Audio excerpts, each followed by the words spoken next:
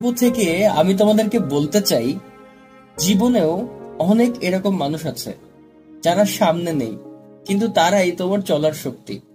এই ধরো তোমার বাবা মা, তোমার ভালো লাগার মানুষ, অথবা তোমার যারা শুভাকাঙ্ক্ষী তারা। তোমাকে সময়ের সঙ্গে তাল মিলিয়ে চলতে শেখায় এই মানুষগুলো।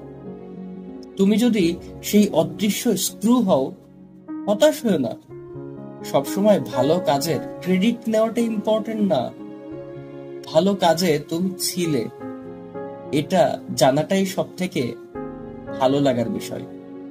সবাইকে কিন্তু দেখা যায় না, কিন্তু সবার থাকা লাগে। আর মনে রেখো, সবসময় ঘড়ির কাঁটাকেই কিন্তু মানুষ দেখে, আর ভেতরে যে ছোট ছোট স্ক্রু গুলো সবসময় ঘুরতে থাকে তারাই সময় গড়ছে। তুমিও সেই গড়ার একজন।